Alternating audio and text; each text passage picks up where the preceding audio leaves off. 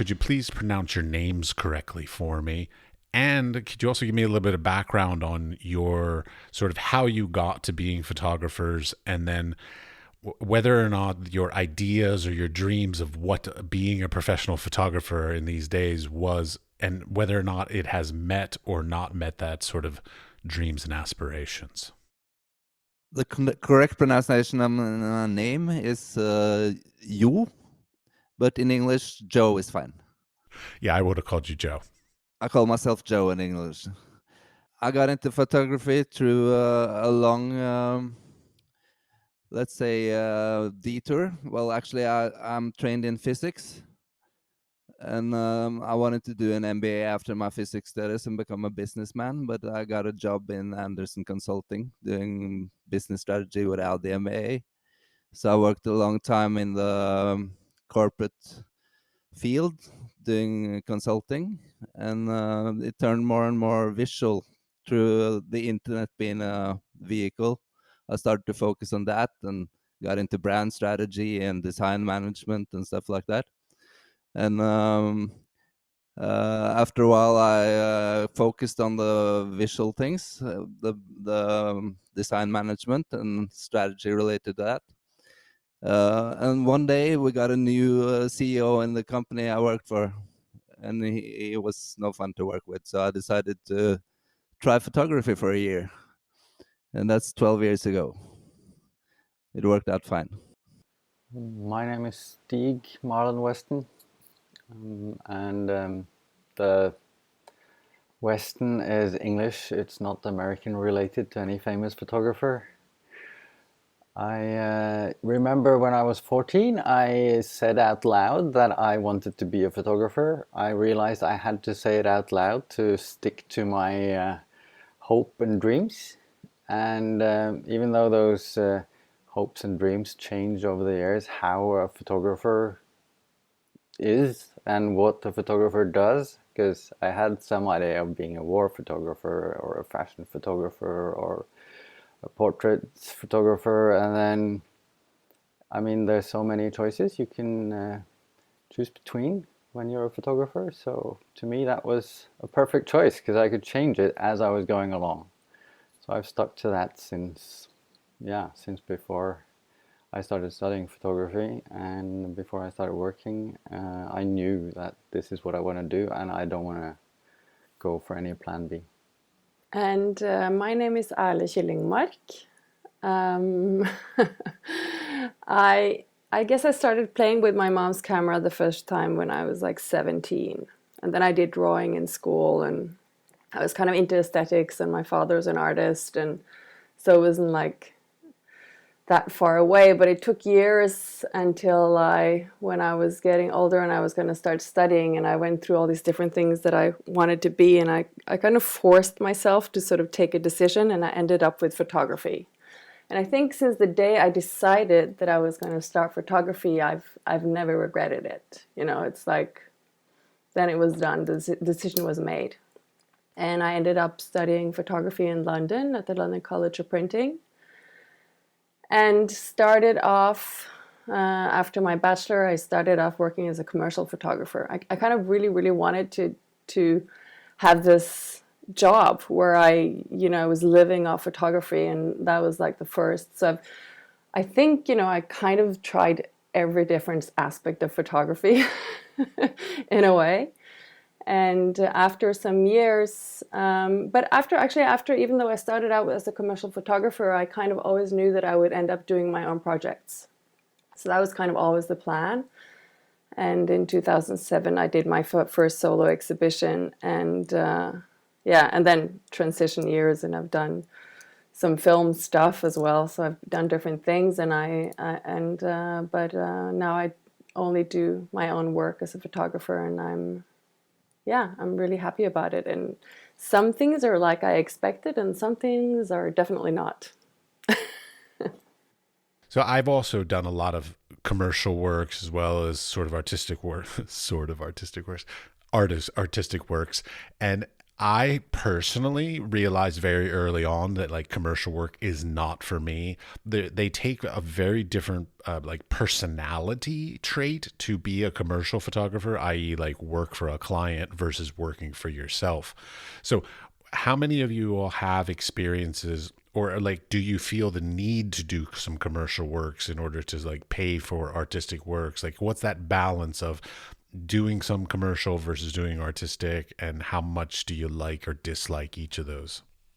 I still do commercial work, so I guess I'm the one here who's still working as a photographer. To me, it feels like it's an important part of this. It's something about keeping the idea of communication directly open. But I do know that you have to, I at least have to have work that combines well with my artistic ideas, so that even though it's totally different, I still need to think of it somewhat similar. I care a lot about how photography and truth and the real world are connected, images and what we see and what is there. So commercial work to me has to be real somehow, and not like advertised, staged, and plastic-looking photography, but more reportage-like or communication photography. When I started out after school, I did a lot of commercial work. I've transitioned into doing only my own stuff, which has been really, really great. And I've done that for maybe 10 years now. But it was like a long period of crossover. But anyway, when I look back, I'm really, really happy about the years that I spent as a commercial photographer, because it gives me an advantage. I've just learned so much technical stuff. And it's when you work with trying to make something other people want, you have to sort of control the techniques in a completely different way. And it gives you a broader perspective of what photography can do. So in that sense, I really get to use that as an art photographer, because I know how this stuff works. That was it was great starting out as a commercial photographer for me. I started out doing all sorts of things, everything I could do to get paid or gain experience. I had some money, that's why I decided to try photography. That will last me for like a year, so I decided I'll try photography for a year, but I'll do it for real and find out what I want to do with photography. And I did everything from shooting celebrities for Sony Pictures when they visited Oslo, to event photography, to fashion shoots, to all kinds of things. I have a lot of friends in interesting places, so I got those jobs early. And I decided fairly quickly that I will not run after celebrities, even hired by the movie company, because they're so jaded and it's very hard to get something interesting out of them. I decided fairly quickly that event photography was not for me, for other reasons, the hours and everything. And when I started doing my own projects and did a workshop with Alex Webb, is kind of like he's a documentarist, but it's very much into the visual arts, what he does. I got inspired to do my own projects and found out fairly quickly that that's what I wanted to do and focus on, because I guess I have the personality to do commercial work as well, but doing the subjective, sort of selfish project of talking to yourself through your images and getting a certain resonance with people outside yourself, beside yourself, to that was so rewarding. So I was willing to risk focusing on my own projects. Yeah, I was hired once by People magazine to do a paparazzi thing, and that was sort of my low point as far as I'm concerned in my career, that I not only did it, but that I was even willing to do it. Like, that was the very bottom of my life in a photography world. That's when I decided never to do commercial work again, even though I have to say they paid extremely well, like to be a paparazzi. It was such good money. It was insane. But that was years ago. Now everybody with a cell phone is a paparazzi. But one thing that like Erle, you brought up is the idea of like technical knowledge. And this is something that I often, as a professor, run into is like, how important is the technical knowledge versus the having a good sort of vision or concept or anything like this behind when you're working? Because I understand and I agree to, well, I don't agree, but like my position is that it does take a certain amount of technical knowledge and information as a basis so that you can basically forget the technical issues and then just focus on the concepts. But I'm wondering what your sort of interest in that sort of concept versus technical I think the perfect debate thing is that when you control them both in a way, or, you know. So, of course, the concept is, I guess, is not about control, but it's about being able to go into something and sort of, and then manage to convey it into something that other people can understand. But it's the conveying part which is, then you really get an advantage if you can control the medium that you're working with. And I think for me also, I mean, it's been important. I mean, I don't actually call myself an artist. I call myself a photographer because I have a lot of pride in photography. I mean, I see myself as a photographer, even though I've been working with art photography for many years. This is still a part of my identity, being a photographer. So, I mean, for me also, I work with 3 exposures on top of each other on film, and it's about understanding the emulsion. It's about understanding what happens. But it's also a lot about chance and be willing to sort of let go of control. I mean, the concept and wanting to say something more with what you make is kind of what makes it art in a way. So you need that. But I think, I mean, a lot of things that I've seen that's called art is really, really bad photography, So, but which is fine. I mean, it doesn't always have to be great technically. Do you manage to communicate or not? I guess that's the question. And if you can communicate with whatever you have, then fine. But when things get lost on the way, either in the concept or in the technical, you don't have anything. So it's managing to use what you know, and some people are better at conveying with little knowledge of technical things than other, and it also, I've seen that work as well. So I guess there's no recipe, but you can, in knowing what you're doing is always good. I would tend to see it the other way around. If you have nothing to convey, then don't do it. But of course, if you're unable to convey what you have to convey, then that's the problem too. But I would say the content, the idea, the message, the effect on the observer, as we're talking about art photography, is more important than the technical skills. But I have a huge preference I for... guess you don't have, it's more important in a way, but you have to be able to know some kind of language in order to talk it. Exactly. Like I said, if you're unable to convey it, then that's the problem. But you have to have something to convey. Personally, I have a huge affinity for very high quality technical, or rather like hand craftsmanship in photography. I prefer like very perfect images, but I think it's utterly annoying when someone's really good at the craftsmanship and have nothing to say and they hang in a gallery. Yeah. I think to me an important part of this is that the work as a photographer, you know something about how photography is read, how people read images, not just as art, but as photography. And maybe we don't think about this always, but knowing how an audience look at photography as different than other types of art is an important part of what you should think when you're making it and when you're displaying it. And it's maybe easier for somebody who's doing another medium, or painting or drawing or sculpting or whatever, because people react to that as that medium, which is only seen as art. Well, people, when they see photography, they see a lot of different things. And if you worked with photography commercially, you know more of the ways people look at it.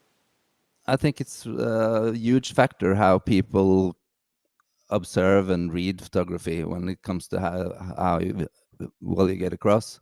But personally, I think I tend to try not to think too much about what people are going to like or understand or whatever. I have a conversation with myself, and if that conversation ends up in an image that I think is also visually appealing and can draw, at least would draw me in, then I'm willing to expose it to a broader audience. And I think part of that is understanding how I read photography, at least. But I was just want to make the comment that personally, I try not to think too much about what people are going to understand or like. I try to make pictures that tell me something. Well, admittedly, like that is one of the biggest struggles I feel of almost anybody who makes a creative thing. So I don't care if you're a writer, a poet, a musician, a visual artist, whatever, is the desire to share something and the sort of potential, I might even call it like pressure of, will people connect with it? And sometimes the need, or maybe not a need, but a willingness to change the work to make it more accessible to viewers versus being as pure, as creative and expressive as we want it to be, because sometimes we have to navigate that balance. We can't, I mean, if we did at 100% not caring about viewers, I believe that we would all make very different work than we actually end up putting out, because curators get involved, other people get involved, and choices are made based on what is, somehow we'll call it like accessible to the viewer. I think that's very true, and definitely in the editing process that you do yourself, in the editing or curating of an exhibition, it's relevant. But I think it's great if you can approach it by placing it in contexts where it might be relevant, rather than producing something that's relevant for a context. Yes. I think for me, I've come to sort of trust that when I find something there and when it lands with me, it usually also lands with someone else, not everyone necessarily, but yeah, I don't make it for them, but it's important for me that people see my work, or that someone likes it, but it's not there for. But yeah, if I feel it, someone else usually feels it too. It is this thing of, I think we all agree here, that the art should be for the maker, and then hopefully it reaches some audience, while commercial work would be for the audience mainly. But it is this thing of us as photographers also understanding how we read our own work. And I feel this is a big difference between people who have worked with photography professionally and people who haven't, that they maybe see things in their own work that isn't there. Because it is the whole experience of making this art. And that is important, yes, but then is it there? Do you react to it when you see your own work, or do you just have it in your head? And other people won't have it in their head. So that's where I feel like the commercial part or the professional part comes in. And it's also definitely that people read with their own experiences and from their own background. I mean, people see things I never saw, and that's also, to have the opening for people to come in and bring their own story into it is great. Mm. And being the contrary person that I tend to be sometimes, I would say perhaps if we worked a lot with photography and not with other things or art photography, then you might mistake it as a good picture if it's just good technical photography. Well, see, like I have the problem that every time I do an exhibition or put together a series of works, the images that like I'm most attached to, nobody likes. And the ones that I'm like, oh, whatever, yeah, it's fine, we'll put it in, everybody loves that one. So like when I have a very low like interest or passion for the image, that's the one that connects with people. And the ones that I absolutely adore, nobody likes. So basically I've learned over my decades that I am my own worst editor. I don't agree. I think it's rather the underlying thing of if you've done your project well, you have moved yourself forward. And when you show this to an audience, they start where you started. And they will like the first image that you don't care about anymore. Yeah. And that's a maybe good later point. they will see what you see.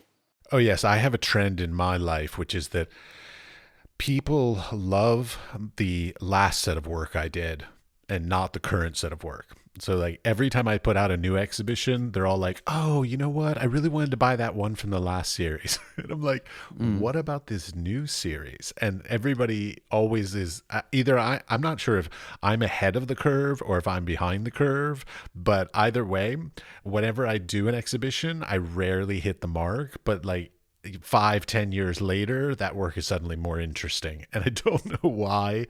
Does anybody else run into that kind of an issue? Yes. Okay, good.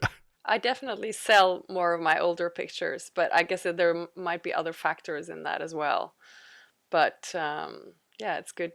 It's good to make business for what you'll sell in 10 years as well. So you keep making. I just had that experience with the series that I finished, like, what is it, 4 years ago now? And I had a chance to exhibit some of the images again. And now they're suddenly selling. It takes a while for people to like understand or remember, and it is when they remember they've seen something that they then understand. So yes, you need to show it and then show it again, or remind them that they've seen it before. Speaking of that, I've got to ask a stupid technical question because I also noticed it on some of your websites as well. Editions. What do you all do? How big? Because I grew up in a time where it was large editions was the thing, 100 or in 150 editions. And it seems like these days it's very much more about less editions and sort of almost exclusivity of like there are only this amount.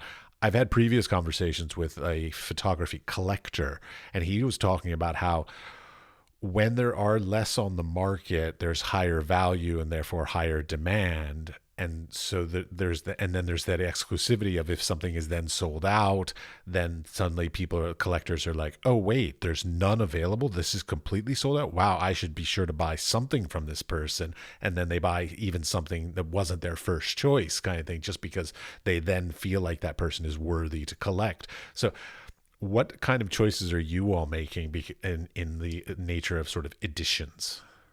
Small editions. I started out my first exhibition I had in my home, and I had an edition of 5+2, and another size with 15. And I realized that it's a lot of work selling all those 15 images. So I want to be an artist, not a shop attendant. So that combined with the fact that I got feedback that the prices were too low and the edition was too high. So I raised the prices and reduced everything to 5+2 or 3+2, depending on the series. As a total. As a total, independent of size, final. And decided if they're sold out, then I'll just have to make more good pictures. And I think that works well if you're in a gallery that has that type of clients or customers that wants to pay more for quality and exclusivity. If you're super famous and you have galleries all over the world and you can sell images to all kinds of people everywhere without making an effort yourself, then it might make sense to have no editions at all. But if you want to get established as a serious art photographer and not spend all your time selling all your copies, then I think small editions is a good idea and higher prices. I've sort of developed over time, and it actually for each exhibition it has changed a little bit. I started out with 5+5, And then I do size groups. So I do 5 small and 5 big, but I'm very flexible on the sizes within that group. Wait, just for clarification, 5 plus 5 is 5 proofs, artist proofs, and 5? No, 5 plus 2, basically in 2 different sizes. So 5 plus 2 artist copies and small, and 5 plus 2 artist copies and big. All right. And then I would sort of put the limit on maybe 100 centimeters, and that would be like a group. So if the image was 30 centimeters or 70, it would be in the same edition. Okay. Edition group. Yeah. And then I went over to 6 plus 2 and 6 plus 2 in 2. And now I do 5, 5, 3. Wait, let's continue on with this conversation, because also something else interests me. Do you make all these prints and then store them, or No. do you only print No. when sold? I print, usually when I print an exhibition, I'll print 2 prints, because also I do analog printing, and the second print is half price. So it's, and also it's, but it's not, you know, so my printer has all these rolls of prints. Yeah. So, but yeah, no, I don't do that. So some prints I have lying around, but I will print when people order. And also because I'm flexible on the sizes. I mean, some people say you shouldn't be so flexible on the sizes, but you know, usually I think my pictures work in different sizes, and I'm willing to be flexible for the people who want my images, and that feels okay. You know, I don't feel like I'm going on any accord with myself when I do that. So, but I make these sort of size groups. So in total now, my 2 last exhibition has been 13 copies. But then I do, you know, 5 plus 2 and 5 plus 2 and 3 plus 2. So I do have some artist proofs that sort of lying, you know, I've sold a few, but they're good to have. I so agree with Jo's comment on not wanting to keep on selling the same image and just being a shop. I started out thinking, after reading about other photographers I liked, that 25 was the standard edition, and realizing after selling 2 or 3 that no, I don't want to stand in the darkroom all day and copy more of this. I want to sell the other print and make the other one. So now I'm down to usually 3, or I often make handmade stuff that I only have 1 original of, and then maybe I do like 3 digital versions of it. And I think clarity is important to some people, at least. Some people don't care about editions at all, and we shouldn't relate to them, because some people do. And those will prefer if it's consistent, clear, no doubt whether these 5 copies are for this exhibition or in total or in this size or that size, or will you make more sizes later and all that. I think clarity is of value, at least in the market, but you can do whatever you want. I kind of keep in clarity, even though I have kind of some sort of system. It's, for me anyway, very clear. But I agree, yeah. But it's I have a few editions that I've sold out, and then of course I've been really, really happy that there being at least a few, or 12 or 13. And it's also the fact, when you do print out a large exhibition, it's always 2 or 3 images that people really, really want. And selling the full edition of those, it kind of makes up for all the other prints and all the other expenses that you spent making the whole exhibition. So in a way, it has actually made sense to have several copies of the images. But you know, going beyond, I would say a total of 15, I think is a bit too much. But that's my perception anyway. It kind of pains me a little bit, like once I have an edition and I've sold the edition out, that I can't ever print that image again, because like it's a good image. I love the image, and other people seem to love the image, but I can't print it again because I've agreed upon this edition. That's kind of sad for me. But I guess a painter or any other person, they only get to make 1 of something and it's done. So it's I've had the same thought. Well, at least I had 13 and not 1. But I'm sure those 13 probably, let's say, only sold for like 1,000 euros instead of a painting that would sell for 15,000 euros. So I mean, the amount of income is basically the same, even though you produce 15 of it and they would produce 1. The thing is, my most sort of commercially and perhaps also generally successful series, I thought of as so uncommercial that I limited the edition to 3. And Do you regret that now? no, not at all. It's in very good collections, and it's attained very high prices. So it was a very good choice. Well, which actually lends to an interesting question that I have, which is like, so in the way of the market these days, are you all 100% photographers? And if so, like, well, I know Stig, you do some commercial work, but like, how much of, let's say in Stig's example, so like, how much is commercial, how much is artworks as far as your incomes? Like, so do you make 100% of your income from your photographic practices, or do you have to do workshops or teaching or other jobs completely irrelevant to photography? So like, how is the market treating you, I guess? Well, to me, this thing of what kind of photographer did I want to become has changed a lot, and I've been surprised how much I don't do photographs, that I'm an organizer. I do so much like community organizing and event stuff for photographers or for people who are interested in photography. So that is from workshops to just jurying or speaking or organizing other people's exhibitions, curating. It's a lot more than making the photographs, but I feel this is part of where I learn more, that improves my own work. So I'm happy with it. Because you're also managing the Cyan Studio. What is the Cyan Studio, for the listeners? Cyan Studio was meant as an open shared non-profit workspace for photographers. When I started, it's 25 years next year. Congratulations. I didn't imagine it will be running that long.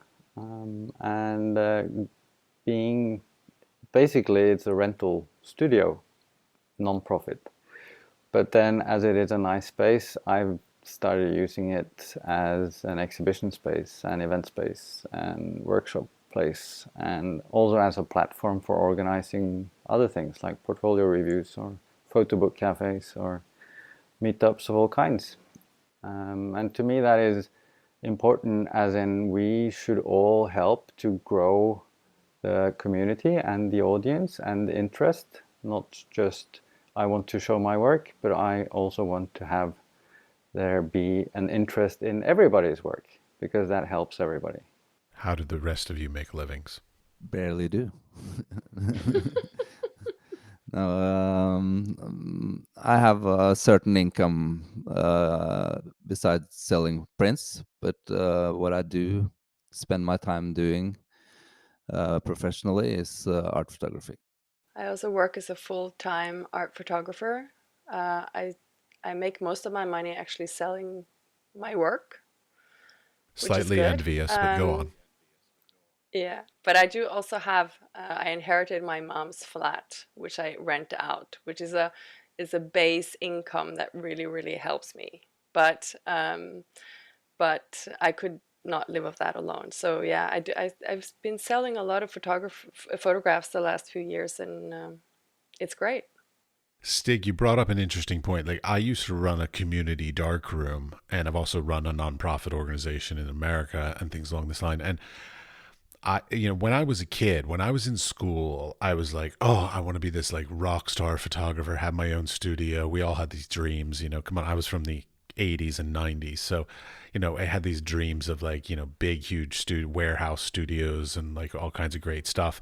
But over time, I've learned and I've I feel like I've matured in the way of like that the community is more important almost than the solo work that we do. And so the having peers, having, a group of people that you respect and that you can talk with is something that unfortunately I feel like I missed out on in my own career. And I'm wondering whether you find that the need or not need of a community, or whether this was just some personal thing of my issues. No, the community is important, at least to me, and I see it's important to so many others. To me, starting out, it was coming out of school and yes, wanting the big studio and be the important photographer and have the space to do everything. But then realizing that there was things missing in our community or in the general art world. So when I see something missing like that, I feel okay, then if I think this is needed, other people will think it's needed and somebody should do it and I'm the one thinking about doing it. It's both a blessing, I guess, but also a curse. Because I can't stop doing these things when I see we need to have this in Norway. I would like this in my hometown.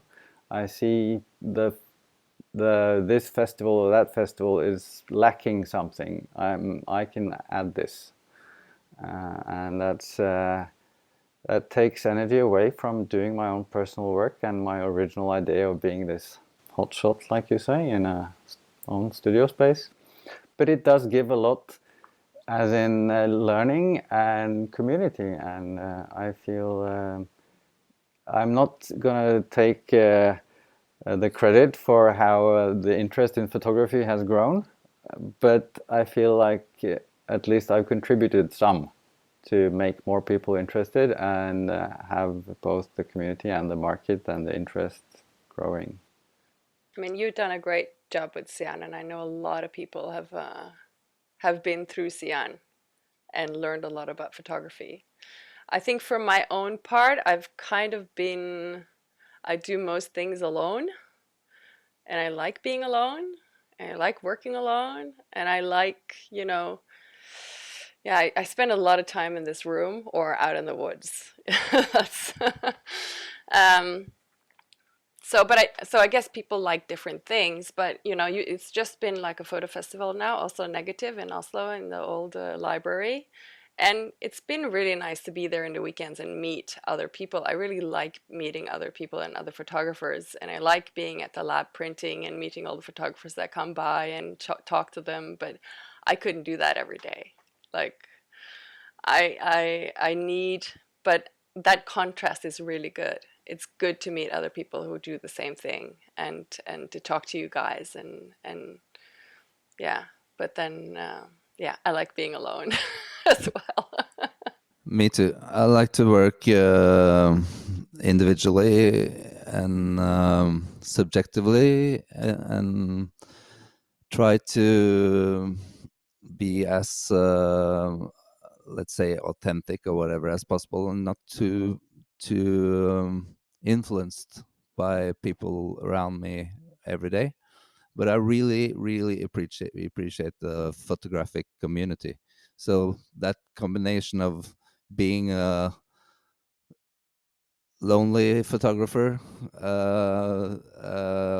going to the art fair or the photography festival, or participating in some kind of a community context is really valuable as well. But I wouldn't sort of commit myself to a collaborate, like a group of photographers presenting collective work or stuff like that. At least not now. You never know. I might. When we did the festival, I've been working with a group of female photographers, and we've did our second group show now, and it's the first time I've worked so closely with people and to be part of a group show. And actually it was really, really good. And I think when it started out the first time, I was really not sure if I was going to do it. But then what kicked it was just thinking that I needed more friends that were photographers. So I kind of threw myself into it, and it was actually really, really rewarding. Also because the show was shown in like 3 different places, and I think I haven't done, like, I did 3 images for that show, and I got so much back just to be in a community and showing several places compared to when I work alone and I make several images and there's one exhibition, it's only me promoting it. So, or the gallerist as well, of course, but But yeah, so in that way, it was really, really rewarding to work with a group. It makes a lot of sense, I mean, practically, and when it comes to economies of scale on a small scale. To me, I mean, it's part of what you do when you're represented by a gallery. Hopefully you're in a gallery where you have respect for the other people's work that's been shown there, and you can relate to the gallerist and to the other photographers or artists, and so that's an arena like that. And of course it makes a lot of sense to have access to those arenas. Well, one thing you all, a couple of you mentioned, anyways, is the idea about being in Norway. Now, please don't take this offensively, but my question would be, why have you chosen to stay in Norway, given the potential opportunities throughout the world? So, in no way is it negative about Norway. I visited Norway for the podcast, love it. Amazing place to live, very expensive, but amazing place. So like, I mean, it's the question, because like where this comes from is I've moved probably almost 20 times in my adult life through 3 different continents, and it had many benefits and it also had many detriments. And so I'm sort of just seeking your insight into like, what is it that has kept you in Norway? Or maybe you left and you came back, because I know, Erle, you went away to school in the UK. So like, why be in Norway and be a photographer? Yeah, I've asked myself that many times. It is a thing that you find different countries have different kind of interests, and like you say, the US was surprisingly different, you discovered when you moved to Europe. And I don't feel like me or my work fits in here, but I'm trying to make it fit. And I feel like I should have moved a long time ago. But then I don't really like moving unless I know what I'm going to do where I move. So I've been trying to build up things that I know I will do somewhere, and it just takes more time because I'm doing the same thing here. But see, the problem I ran into is when I was in America, everybody said, "Oh, your work is so European." And so I was like, great. So I got to Europe and I showed my work here, and everybody's like, "Oh, your work is so American." Like, I can't win on this. I've kind of life happened. So I went when I came back to Norway after studying, and children, and you kind of have a life in one place, and I really like living in Oslo. I really like this place and it works well, but I have, after the kids have gotten bigger now, I have started thinking that I want to expand my market or where I work. So in a way, I'm in the mixture of being very, well established in Norway and a completely newbie in Europe or other places. And it's a nice little mixture. I've been traveling a little bit the last year, and it just make you tick a little bit again, because you feel, you're nobody. And it's interesting trying to sort of, it makes you feel a bit younger again, actually. But yeah, I've made some advances. I don't know where it's going yet. I think it's exactly like it is in Norway. You just have to be patient, and that's really like one of the things with doing this is a key word for me has been patience. It takes time. It's nothing happens quickly. From with Shoot Gallery, from when I started thinking I wanted to join Shoot Gallery until I did is 3 years, So that's, and I just sort of started looking abroad this year and knowing it's going to take time. And I don't even know if it's going to work. It's a little bit scary in that sense, trying something you don't know if it's going to happen or not. But I'm willing to take the chance. And yeah, I've started looking. So yeah, we'll see where it ends. But with the internet and how things are now, it's possible to look bigger than where you are. And I'm not intending to move anywhere, but I can travel a little bit, and yeah. I agree with Erle that Oslo is a great place to live, and I've been traveling a lot and also doing shooting abroad, spending a lot of time in Rio and Brazil and other places. but Oslo is my base. I want to have this as my hometown. But I've also exhibited in Denmark, in Scotland, and in New York at APAD, and we sold everything that we brought to the fair. So that was kind of an encouragement that my work can be relevant in other markets, and I really want to expand on that opportunity as well. It's interesting how some of you took it as like your market, because one of the things that I've noticed is with the internet, especially in social media and all these things, like to a certain extent, you kind of don't have to live anywhere. As long as you have like FedEx or DHL or whatever available to you, you can live anywhere. So it's part of my question is also like, why be in Norway, as in like, is there something unique about the experience of being there that keeps you there? It's also about being born here, I guess. Fair enough. Yeah, you're a citizen there too. That's a big difference. I'm currently an expat, so like I have to deal with expat regulations and laws and stuff, and that's a issue most people thankfully don't have to deal with. I think when, just from my own experience after living 4 years in London, I loved living in London, but it's, I don't know, 12, 13 million people in one city, and you come from a country which is that, it's 4 or 5, I don't know, 5 million in the whole country, 5, 6, I don't know the numbers. We won't quote anymore. You on that. But, no, that's good.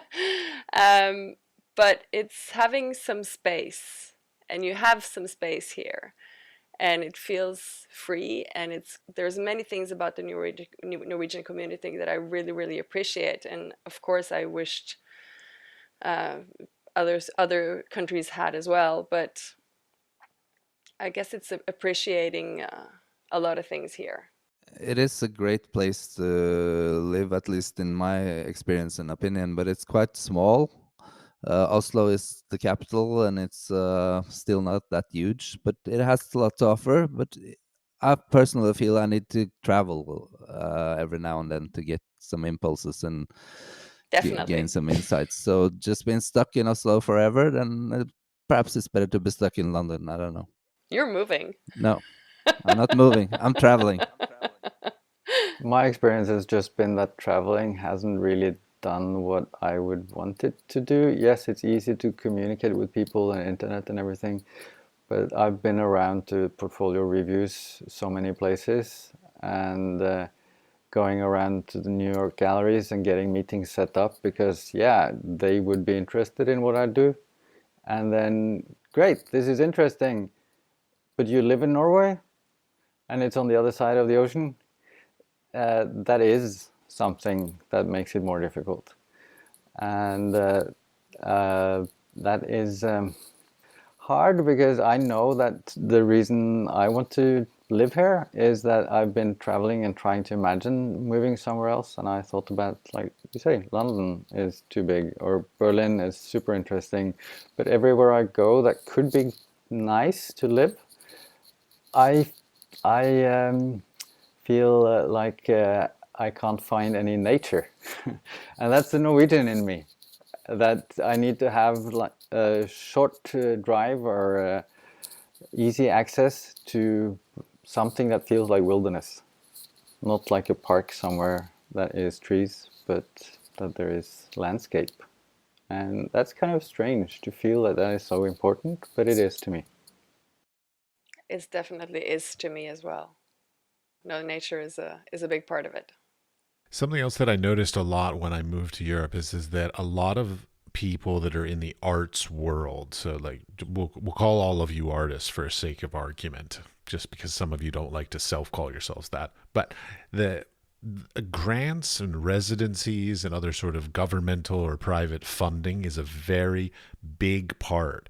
And so I'm wondering, like, how much of your work, effort, whatever, and then theoretically funding comes from like grants and residencies and other opportunities like this that are somehow sort of funded through sort of, I guess, like socialized kinds of government support versus the general public. None of my income comes from public funding, but I have gotten grants to pay for some of the stuff I do. It never covers the costs.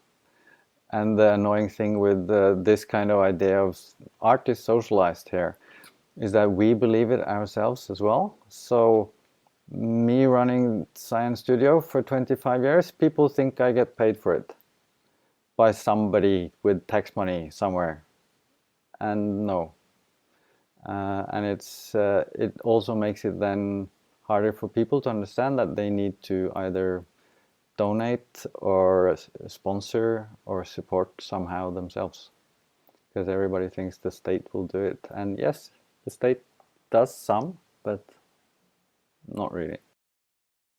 I have no art funding whatsoever other than sales. But as I said, I'm not desperate, so I haven't applied that much either. I resent that remark. Applying for grants and residencies is not a sign of desperateness. No, but I was saying It makes him lazy. I'm okay either way. So sometimes I'm not, but then I work harder to sell my prints, and then suddenly I am. So I haven't applied that much. That was my point, but I haven't received anything yet. I've applied a lot to things that I didn't get. But I've also had grants covering some of the expenses for exhibitions. But usually, like, most of my money goes into my own work again. That's where I put my money. I put my money into be able to do my own work, everything I earn almost. So it's like, but now I'm part of a Norwegian project called Norwegian Journal of Photography and the Fritt Ord, free word. So I've actually have a work grant now for the first time in my life, which is cool. Congratulations. But that's good. Yeah. Doesn't cover everything, but never does. It helps. It definitely helps. Yeah, just to be clear before we get too far down the rabbit hole here, this podcast is supported by a grant from the EEA. Greatly appreciated. To take it back to my own thoughts is never accept what other people decide for you. Because that's a lot of the time someone will say, no, this is not good enough, or this is not what they're looking for, or, to not accept other people's perception of where your reality is, and staying with your own thoughts about what you're doing. I agree, but I would say that you have to accept their perception as theirs and move on to other people. Place yourself in contexts exactly. where... Yeah. Instead of struggling really hard to convince someone, just find someone that gets what you do. Yeah. It is hard, that balance of like, I want to be part of this market, let's say, but the market doesn't want me. So how hard do you work to try and be part of something if they don't want you? And sometimes you might have to say, like, okay, they're just not going to want me. I'll go find somebody who does, or someplace or whatever. It's difficult. I find that issue of finding your market, because in the old days when I was young, the idea was, as an artist, you would put yourself into the market. So let's say move to New York City, because that's where theoretically the biggest market is. So you move to New York if you're an artist, because that's where you're going to find your market. But these days, I feel, again, going back to social media and the internet, you can live anywhere in the world. You can ship your work, or you could just fly with your work and be there for a residency or a grant or whatever, and participate in many different communities. So there's sort of no need to live in those major metropolitan areas unless you're doing commercial photography. Then you actually do need to. But as an art photographer, you can more or less live anywhere you want in the world and sort of just either telecommute or ship your stuff and really sort of live the lifestyle that you personally want while still being able to engage in the market or the place where people have interest in your work, more so than in the past. More so, definitely. But to get that access and sort of establish those relationships, it's a huge advantage to meet people in person. Relationships is the key word on that one. Yeah. And also the traveling and the sending of images, and especially framed images and back and forth, it's really expensive. From Norway, yes. Yeah, okay. Everything's expensive in Norway, including shipping. Yeah. Now, how do you all feel about social media? I'm just going to leave it open like that. Yeah.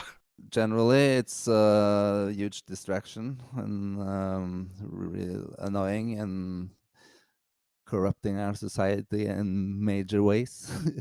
But I still use it. It's a Yep. necessary evil. I don't know. Yeah. I don't know.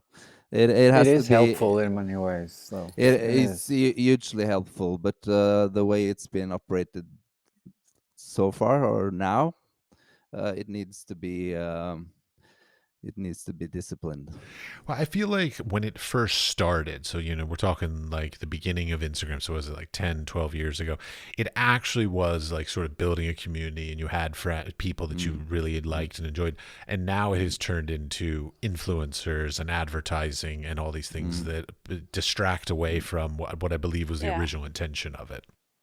Exactly. It's become an economy of stealing your attention and selling your altered behavior. Yeah, totally. Very But succinct. and we still use it. We still use it, and it's helpful, and it's a way of communicating your images out there, and it's a way of actually accessing people or meeting people. But I totally agree on I mean, it steals a lot of time from other important things. Yeah. But it can be helpful. Hopefully, there are some platforms out there that it's not totally corrupted and still relevant, and also hopefully there will be regulations in place that make things more sort of healthy and beneficial for the users than it is right now. One last question, big question that I have is actually, some of you work analog, some of you work digital. What are your sort of, I guess, feedbacks that you get about that? Because some collectors, some even just sort of patrons that just sort of look at things have very different relationships with analog versus digital. And so, like, do you find greater appreciations for one versus the other? Do you have a love for one versus the other? If so, it's sort of why or why not? I only work analog now. I mean, I did digital work for many years, but my education was analog, and I was actually going back to it was really, really nice. So, and I feel it's good to be able to say to a client it's an analog print. It's something, but I mean, I've seen a lot of great things done digitally. So quality wise, I don't know if it's a real difference. But I I like analog. I'm a big fan of the term, I Preferably. call it a hand of the artist, so that you can literally see like that hand production quality in a work versus a mass produced thing. That's my soapbox, and I'm sticking to it. yeah, I totally agree that the hand of the artist needs to have touched the work. I feel I do agree with Erle saying that yeah, both types of photography have qualities, but my work needs to be analog, and I feel it's important for many reasons in what the work means, that it brings something else to the meaning of the work. But then it's also a really big hassle with how I wish I could just press the button of a printer and have more prints made, because it is this thing of it. When you show it, you need to ship it. You can't just have it printed somewhere else by somebody else. And then the item itself is so fragile because you can't do this. And that is a very big problem for me. Sometimes it works to do it differently. I was showing at the Copenhagen Photo Festival outdoors, my big like analog original prints thing. But then I scanned everything and they printed out on boards and had them like on show as digital prints. And that worked fine. But that worked fine because it was a festival show outdoors and it obviously had to be like this. I actually did the same for Copenhagen. Yeah. I printed it out there and then destroyed the prints afterwards. Exactly. Because basically it was a cheaper solution, and also it's showing the work, and but I wouldn't have sold them, actually. I'm a horrible snob about print quality. I will not let anybody else print my works unless I'm there. Yeah, because I work with a printer, but I'm always there. It's a close cooperation where of course I need his expertise. I've done darkroom work before, but you know, he's an expert. Wait a minute. Somebody else So does your darkroom work for you? yeah, but with color prints, you need a big machine. I mean, you can't do the bats and everything. You need the big machine. It would be very expensive. And he's the same guy who printed my prints since I was 18. You know, it's a long relationship, and I'm always there when we're printing. I guess the question was how I feel about digital versus analog, and I'm the only one shooting digital, so I won't say anything. Why not? I'm just kidding. To me, it's much more convenient and applicable workflow and process the way I shoot. But I find that a large percentage of the images I really like in the area of photography are shot analog. So I guess that has to do with the fact that it large format analog photography that makes sense and have good quality. It's a lot of work, so people won't do it unless they're serious. But being trained in physics, I think I can't really find any objective, reasonable scientific explanation why analog is better. I mean, technically, when it comes to process, it's a different way of working. It's a way of stopping and being forced to be more serious about the exposures and things like that. And there might be some kind of voodoo magic in the chemistry and the quantum field, the quantum effects on the molecules and stuff like that. But I so disagree, because it's not in the chemistry that is this quantum thing. It's in the computer. Because in the computer, the image is not physical anymore, and it's just being calculated in ways that are this ghost in the machine. You can't see it. You can't know exactly what it's doing. And it can always be adjusted by whatever screen you have, whatever printer you have. There's nothing physical there to begin with.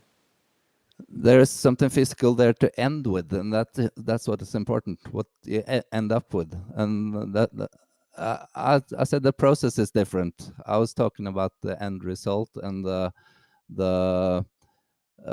gradients in lights, the resolution, the color fields, all of that.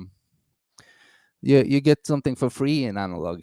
That's the film has a certain. You get it for No, free? hear me out. Hear me out. The film has a certain called for profile that is, for your purposes, probably a good color profile and things like that. If you shoot in color, or good way of treating the gray tones if you're shooting in black and white, and that's given to you as a gift, or you've chosen that product because it's good. In digital, it's much more sterile and neutral, and you have to sort of work to obtain what you want in that area. I think for me, I do multiple exposures in the camera, and how these pictures blend in the negative. I could never do it digitally. I mean, I could, of course, you can blend pictures and you can do a lot of stuff in Photoshop, but you choose in a different way than the film chooses. And I would end up perfecting it too much in a way. It wouldn't have all the flaws that you kind of, that happens when you mix things in the emulsion. So I think my work couldn't have been digital. I mean, of course, I can scan the negatives and print afterwards like I did for the Copenhagen Film Festival, but when I have the negative there, I don't really see the reason to print it digitally. Then it really is like doing the analog print, which is, but I totally agree on, you know, sending files and someone else can print it, and so it would be easier sometimes. I have to admit, I actually miss seeing grain structure in a print. Like the actual grain, like especially like 3200 ISO, 6400, these kinds of things, like the really beautiful grain structure that you can physically see in a print. I actually do personally kind of miss that, though I never shot with those things, and I personally would never use it. I appreciate it when I see it in other people's works.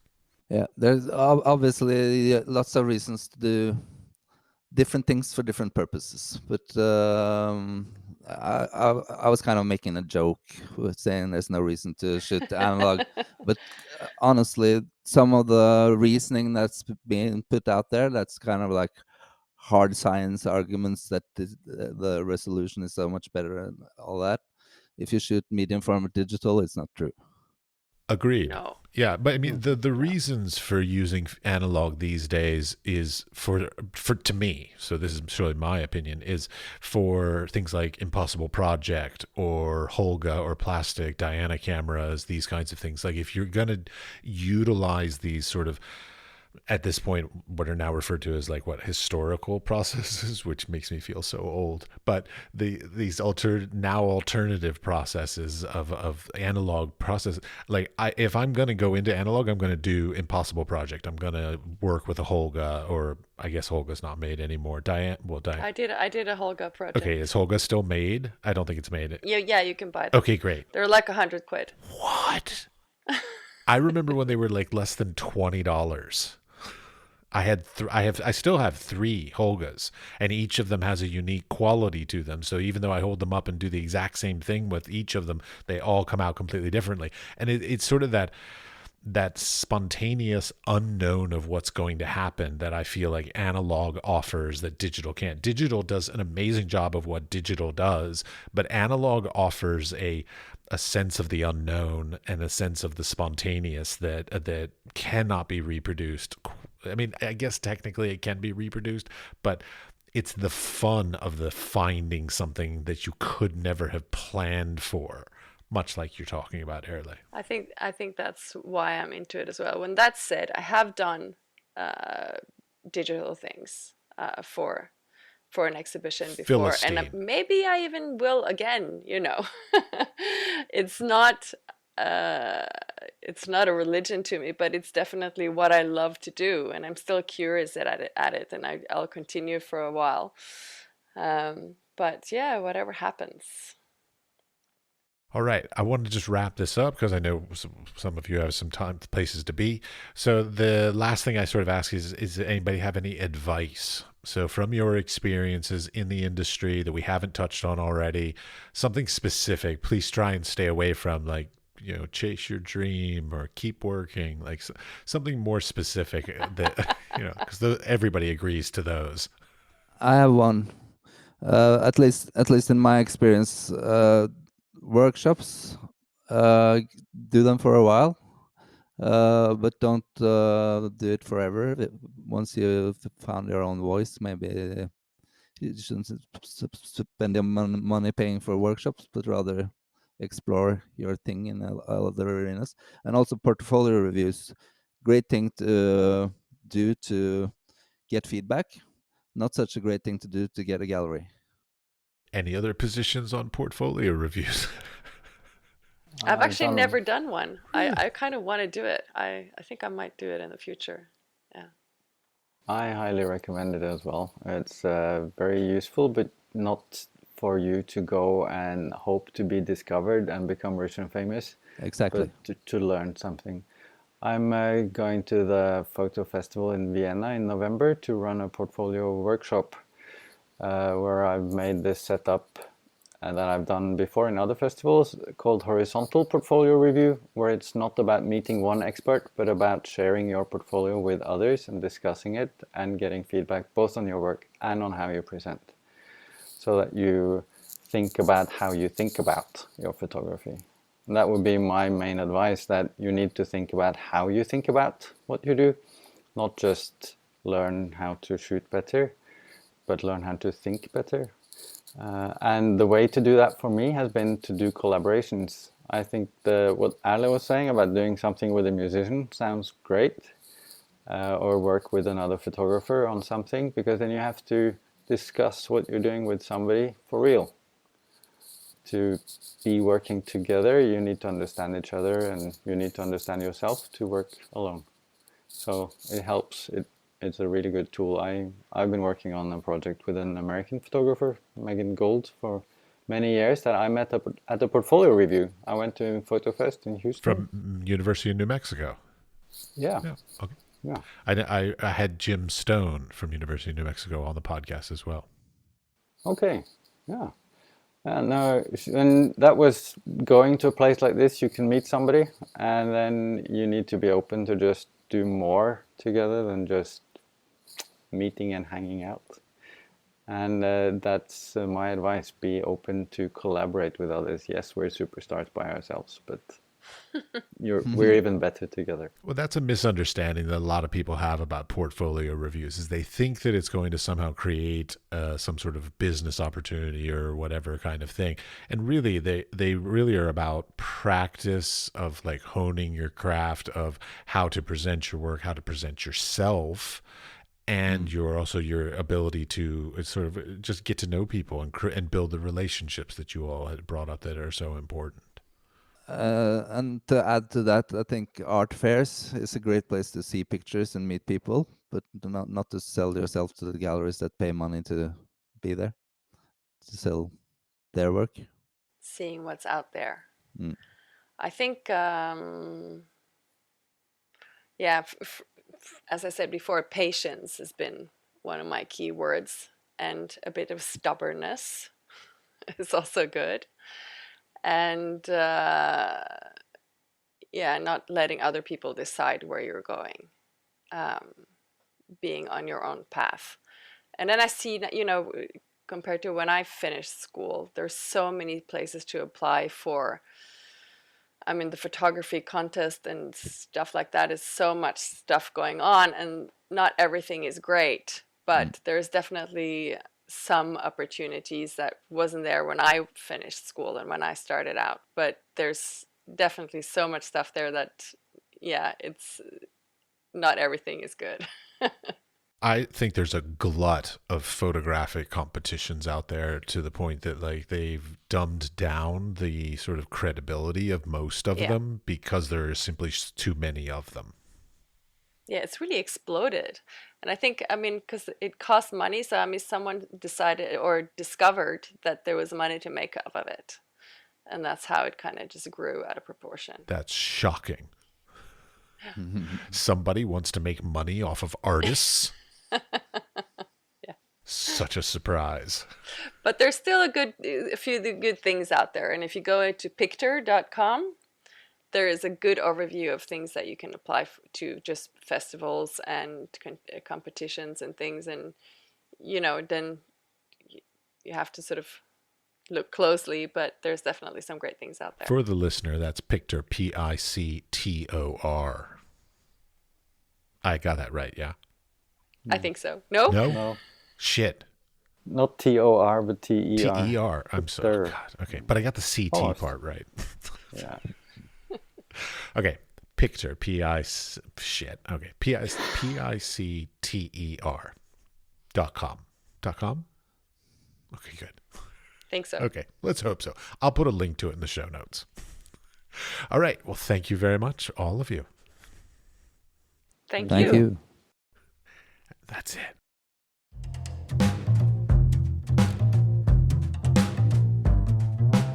Before you go, we would like to thank you for listening all the way to the end of the episode.